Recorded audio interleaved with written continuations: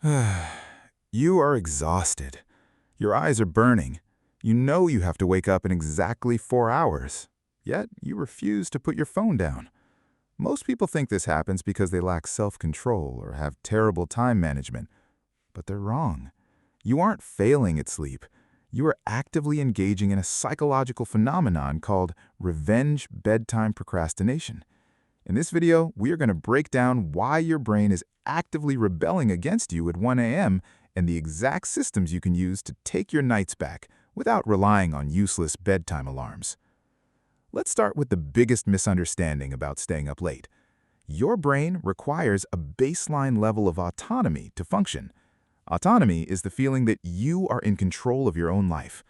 But for most of us, our days are entirely dictated by other people.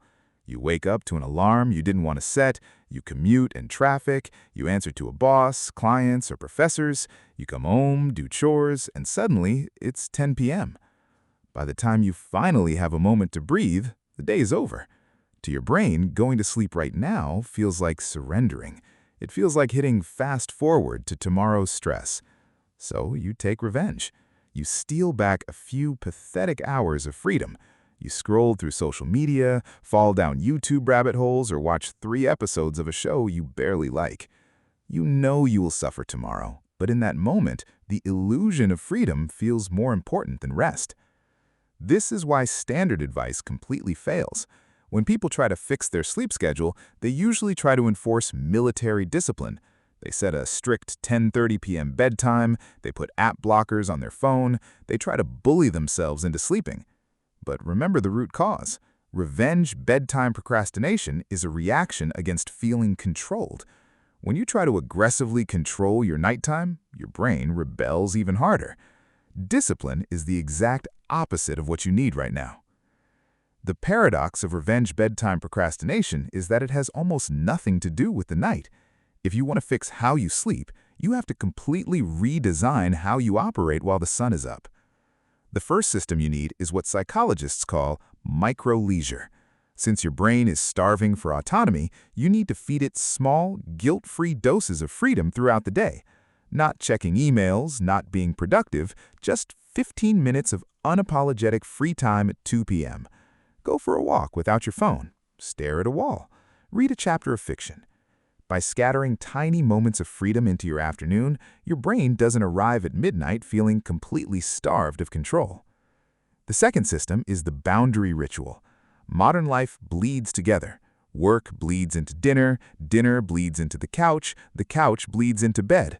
You need a physical action that signals to your nervous system that the mandatory part of the day is dead. It could be changing your clothes the second you get home. It could be shutting your laptop and physically putting it in a drawer. Seriously, you need to create a definitive wall between their time and your time, so you don't have to stay up until 2 a.m. to find it. The third system is replacing fake freedom with high-quality leisure. Doom scrolling in the dark doesn't actually satisfy your need for autonomy. It's passive. It's numbing. Instead of trying to ban your phone at night, schedule something you actually look forward to. Tell yourself, at 9 p.m., I am going to play my favorite video game for an hour, or I'm going to watch a movie guilt-free. When you actively plan your leisure, it feels like a reward. When you accidentally fall into a scrolling trance, it feels like a trap. Finally, you have to understand the biological trap you are currently in. Sleep deprivation specifically damages the prefrontal cortex, the part of your brain responsible for self-regulation and impulse control. Every night you stay up late, you chemically weaken your ability to go to bed on time the next night. To break the cycle, you don't need to be perfect, you just need to win one night. One night of proper sleep repairs the prefrontal cortex enough to make the next night 10% easier. Fixing this isn't about becoming a productivity robot who never has fun, it's about realizing that exhaustion is a terrible form of rebellion. When you inject autonomy into your day and plan your leisure with intention, you stop viewing sleep as the enemy. Sleep goes back to being exactly what it should be, a deeply satisfying biological reward. If this video helped you understand your own brain a little bit better, make sure to like and subscribe for more systems that actually work in real life. And before you stay up late tonight, ask yourself honestly, What exactly am I trying to steal back right now? And is there a way I can just give it to myself tomorrow?